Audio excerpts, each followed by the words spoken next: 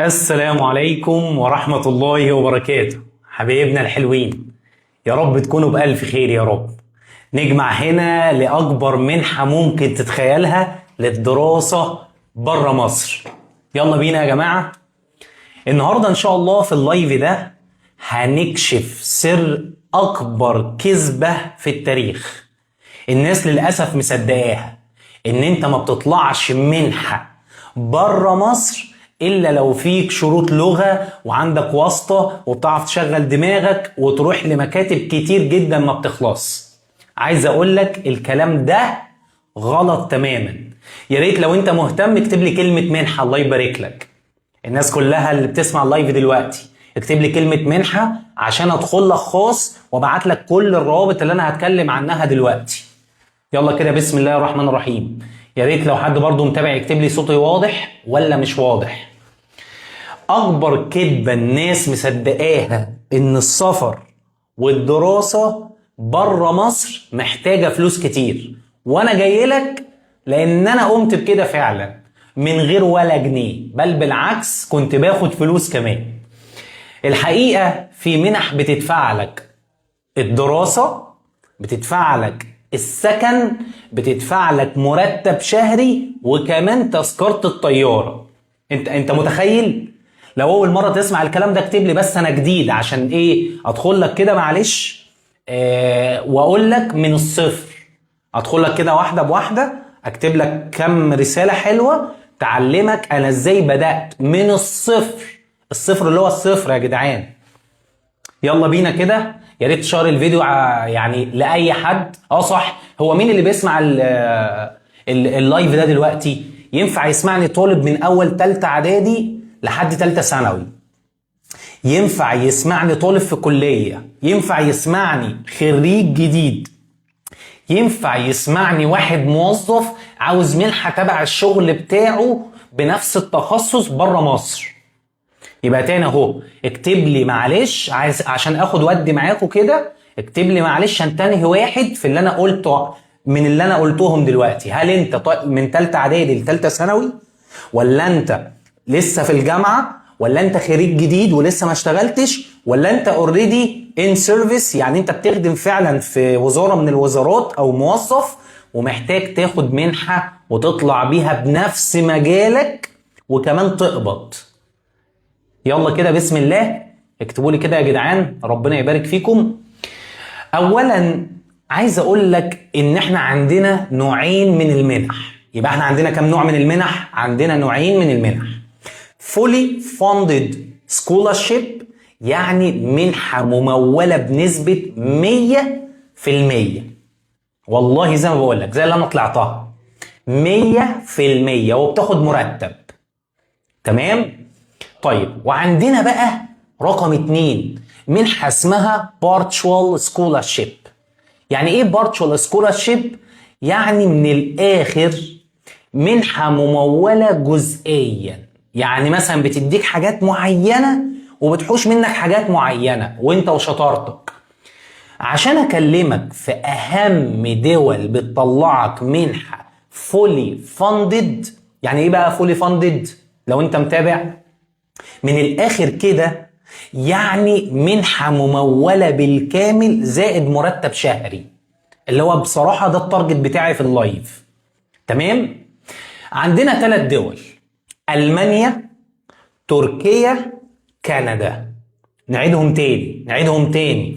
ألمانيا، تركيا، كندا. طيب، تحب أبدأ بأنهي واحدة فيهم؟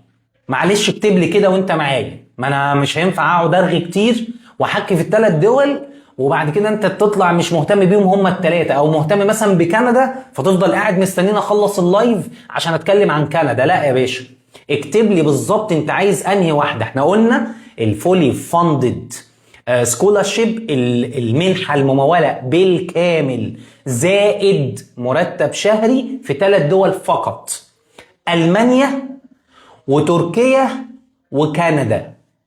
تمام؟ انت عايزنا نتكلم عن انهي واحده فيهم؟ يا ريت تكتب لي كده. يلا يا شباب شدوا حيلكم الناس اللي بتسمعني.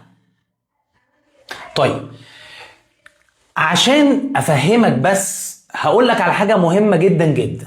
يمكن معظم الناس ما بتتكلمش فيها، ان انت مش محتاج اصلا تكون عبقري ولا الاول على الجمهورية ولا الاول على الكوكب عشان تطلع منحة. يعني معلش، يعني في الكلام لو انت جايب 50% بالنسبة لي انا من خبرتي انا زيك زي اللي جايب 70، زيك زي اللي جايب 100%. الفرق ما بينك وما بين واحد خد المنحة ان واحد شغال على نفسه بيتعلم ازاي يقدم، او بيروح لشخص متخصص يعمل معاه كونسلتيشن يعني استشارة، ويقول له اعمل كذا وما تعملش كذا، اعمل كذا وما تعملش كذا. ده الفرق ما بينك وما بين اي شخص تاني.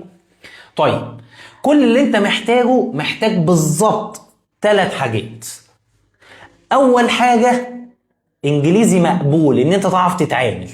يا مستر ده بيقولوا لي ان انا لازم اخد الايلتس، يا مستر ده بيقولوا لي ان انا لازم اخد شهادة التويفل، يا مستر ده بيقولوا لي لازم اخد اختبار السبت في الجامعة الامريكية.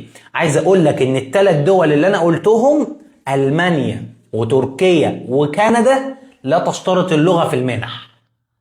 لا تشترط اللغة في المنح. اهم حاجة تعرف تتعامل، تعرف نفسك، تظبط حالك. لذلك يمكن انتوا لو ملاحظين احنا اعلنا عن كورس الايام اللي فاتت دي في نوفيرا اكاديمي اونلاين واوفلاين مع شخص اوريدي مش مصري بيعلمك ازاي تتعامل. تمام؟ ده مش اعلان، اركن الكلام ده على جنب كأنك ما سمعتوش. طيب نيجي بقى، يبقى احنا قلنا انجليزي مقبول الى حد ما. طيب رقم 2، ورقك يكون مظبوط 100%. يعني لما انا اقول لحضرتك او حضرتك انا محتاج منك او منك ورقة تسلسل دراسي، يبقى التسلسل الدراسي يجي من المدرسة بختم المدرسة، يجي من الإدارة التعليمية بختم نسر، تعمل عليه حوالة بريدية تروح توثقه خارجية. عايز منك شهادة تالتة اعدادي، عايز منك شهادة تالتة ثانوي، عايز منك اخر شهادة، يعني انت في تالتة ثانوي وعايز تقدم على المنحة للسنة الجاية، فانا في تانية ثانوي معاك الشهادة، انا مش عايزها شهادة بيضة، انا عايزها فيها ختم المدرسة، فيها ختم الإدارة، فيها ختم حوالة بريدية، ختم النسر والتوثيق للخارجية. اي ورقة تاني ملهاش اي 60 لازمة. متابعين ولا ايه؟ طب انتوا فاكرين انا بتكلم في ايه؟ يا ريت تكتب لي كده انا لحد دلوقتي اتكلمت في ايه. على السريع، انا بتكلم النهارده يا جماعه او سبب اللايف الناس اللي دخلت لي خاص، بما ان انا كنت ملحق ثقافي خارج مصر، اتكلمت عن الفولي فاندد سكولارشيب، المنحه المموله بالكامل زائد مرتب شهري، والمنحه البارتشوال سكولارشيب يعني المنحه الجزئيه اللي هي بيخصموا منك مثلا تطلع على حسابك ما تاخدش سكن، بس هي برضو منحه مموله بس جزئيا. طيب قلت لك ان لازم يشترط 3 حاجات عشان تروح المانيا او تركيا او كندا. ماشي؟ قلت لك لازم الانجليزي بتاعك يكون مقبول، ما تكونش تنين. رقم 2 قلت ان لازم ورقك يكون مظبوط جدا. طب رقم 3، ثواني اشرب شويه شاي. رقم 3 ان انت تكون بتعرف تقدم صح. ايه يا مستر اللي انت بتقوله ده؟ من الاخر وعلى بلاطه، لو انت معاك ورق الدنيا والاخره والانجليزي بتاعك ده تنين ومش عارف الموقع الصح وتقدم صح وتتابع الردود بتاعتهم لو احتاجوا منك ورق او حاجه صح، فانت كده يا باشا ما بتعملش اي حاجه. تمام؟ طيب لو انت فاكر نفسك عبقري او اول مره تسمع الكلام ده، معلش اكتب لي ان انا اول مره عشان ادخل لك خاص واقول لك طب بص من الزيرو اعمل 1 2 3. يا ريت تكتب لي في الكومنت. طيب تعالوا بقى نخش على الحاجه الثانيه، الا وهي هل انا شفت حالات كتير جدا بتقدم على منح وتتقبل؟ ايوه، وانا واحد منهم. هل شفت ناس كتير جدا بتقدم على المنحة وتترفض؟ ايوه، وانا كنت واحد منهم لان كنت بشغل دماغي على الناس. طيب نمشي ازاي؟ بص يا باشا، الفرق ما بين واحد اتقبل بالفعل وما بين واحد ما اتقبلش، اول حاجة ان هم خدوا خطوة. يعني انت بص زي ما بقولك كده it's never too late. مش دايما ان انت تكون متأخر دي حاجة وحشة، لا يا باشا، ده انت بتتكتك، بتجهز ورقاتك، بتظبط حالك، بتروق على دماغك، بتسمع فيديوز، بتعمل ريفيوز، بتكونسلت واحد مثلا زي الفقير الى الله يوسف، طب اعمل ايه؟ طب انا معايا ورقة كذا، طب انا معايا كذا، طب اعمل ايه؟ فاهمني؟ طيب الحاجة التانية والمهمة جدا جدا، هل انت جاهز تاخد الخطوة دي دلوقتي؟ يعني انت طالب مثلا في ثالثة اعدادي، هل انت جاهز؟ هل الانجليزي بتاعك مقبول؟ هل تقدر تجيب لي الورق وتظبط لي الدنيا؟ طيب هل انت طالب مثلا في ثالثه ثانوي ومحطوط تحت ضغط وعايز تضمن منحه عشان انت مش ضامن اللي هيحصل فيك ولا ضامن مجموعك؟ انت مين فيهم؟ انت جاهز للخطوه ولا لا؟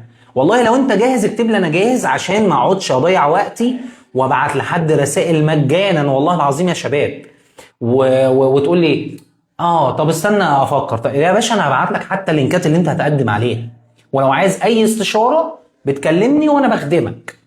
طيب تعالى بقى هقول لك دلوقتي اهم 3 مواقع لازم يبقوا عندك لألمانيا وتركيا وكندا. نعيد تاني، اهم 3 مواقع لازم يكون عندك لألمانيا وتركيا وكندا. يا ريت لو انت محتاجهم، عشان للاسف لو انا حطيتهم في اللينكس في التعليقات بتاعه اللايف للاسف الريتش بتاع اللايف بيقع. ماشي؟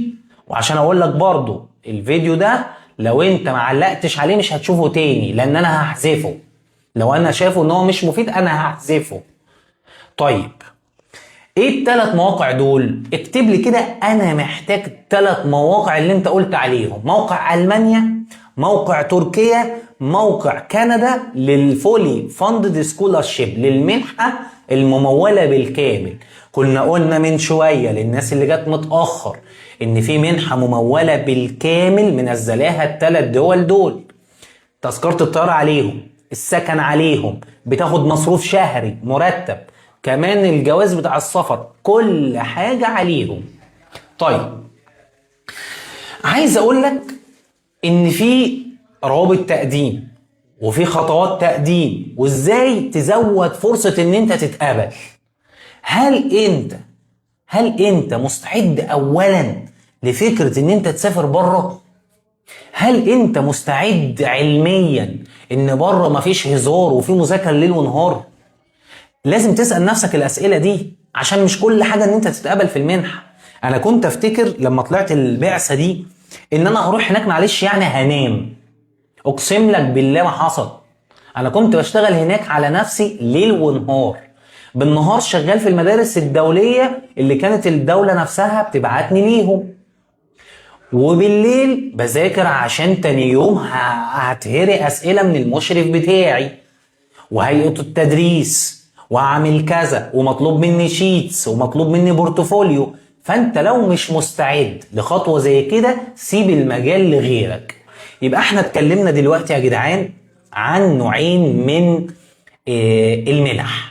النوع الاولاني فولي فاندد سكولارشيب، يعني المنحة الممولة بالكامل زائد مرتب شهري.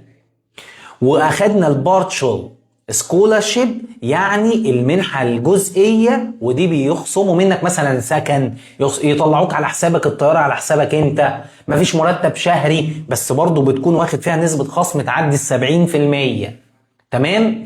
اللي انا عايزه منك دلوقتي عشان تاخد اكشن، لو انت سامعني وفعلا في خيالك ان انت موظف وعايز تسافر، ان انت دلوقتي على قوة عمل وعايز تسافر، ان انت طالب ثانوي او امريكان او نظام اي جي او داخل اي اختبارات دولية تاني في الاي بي والحاجات دي ومحتاج ان انت تسافر، سيب لي بس تعليق في اللايف واعمل متابعة بحيث ان انا لما انزل حاجة تدخل تشوفها زي الناس.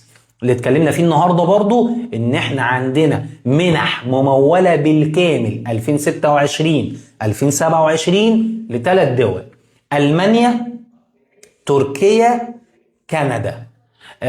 يا ريت لو اللايف ده مفيد تسيب لنا كده كومنت وتقول لي انت محتاج ايه عشان اخدمك فيه.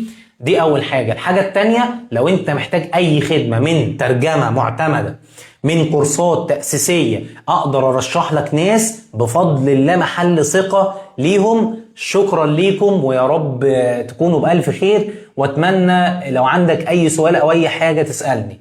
يا كريم في حد بيسأل؟ شوف كده لو في استاذ اسمه ايهاب بيسالك عن المانيا. ألمانيا. طيب بص يا مستر إيهاب، أتمنى من حضرتك أولا تكون بأفضل حال. الأول أنت لازم تقرر، هو أنت هتخش هناك هتدرس بالإنجليش ولا بالألماني، لأن دي هتفرق معاك. نوع الجامعة بيختلف من جامعة لجامعة، ولازم تكتب في السكولارشيب الحاجة اللي هي preferred to you، أو الحاجة المفضلة بالنسبة لك إن أنت تدرس بيها. هل هتدرس بالألماني ولا بالإنجليزي، لأن ده بيفرق في المنحة.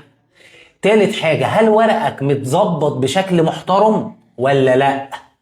هو ده اللي احنا نحكي فيه، وتنورني لو عايز اي استشارة خاص من عناية الاتنين. في اي حد بيسأل على اي دولة او اي حاجة تاني؟ حبايبنا الغاليين، شكرا جزيلا على صبركم، واشوفكم بخير ان شاء الله. السلام عليكم.